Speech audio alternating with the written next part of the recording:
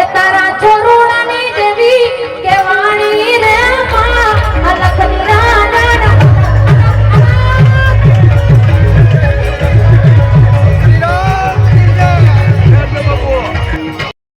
નહીં પણ આપણા ખરેખર આપણા સમાજના એક ભાગ્ય છે કે એક આપણને સ્થાન મળ્યું ત્યાં. અયોધ્યાની એટલી બધી વ્યવસ્થા હતી, એટલા બધા સંતો હતા, આટલો બધો સગવડ, કોઈ પણ સાધુ ને કોઈ પણ પ્રકારની અગવડ ન પડે. 4000 સંતો હતા અને બીજા એના મુખ્ય મહેમાનો કુલ અમે 11,000 માણસ હતું અંદર. એમાં રજનીકાંત થી માંડી, અમિતાભ બચ્ચન થી માંડી, મોરારી, એ બધા થાન જે થાન હોય ને એ બધા દર્શન કરે. એમ જ અમને બધાનો વારો હતો.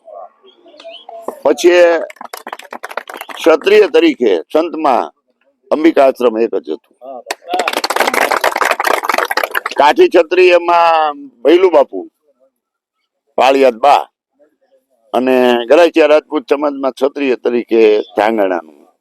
અને એ તમારા બધાના પુણ્યથી, હું મારા એકના નહીં, આપણા આખા સમાજના, કે મુખ્ય કુંડમાં યજ્ઞમાં બેસવાનો વારો આવ્યો. એનો વિડીયો મેકલ્યો હતો. પછી ઇન્ટરવ્યુ ગમે ના દેવામાં, બધા મીડિયામાં, ટીવીમાં, બધે.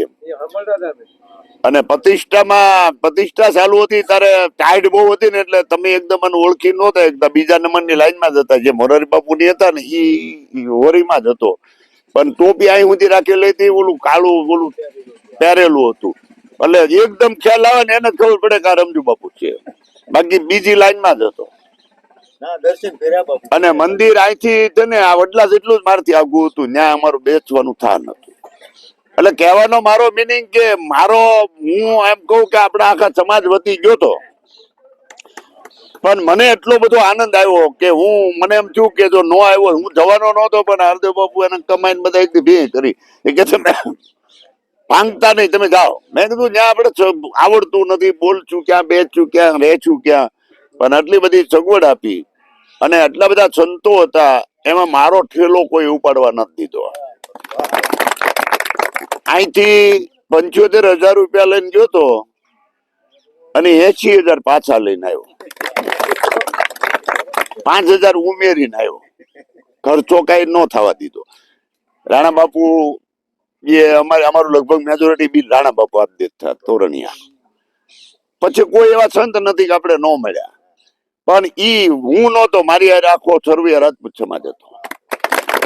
મારી હારે આખો તળાજા નો હિન્દુ સમાજ હતો. એટલે ખૂબ ખૂબ મોજ કરીને આવ્યો છું. પણ એક કેશુ બાપુ મને ત્યાં બધાને આપણે મળીએ ને,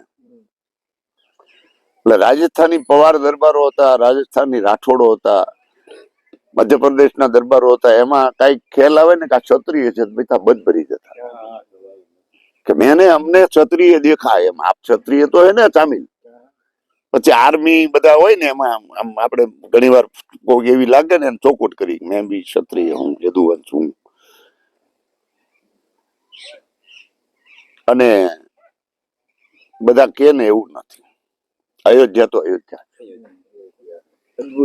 અદભુત અને વિશ્વમાં રેકોર્ડ છે.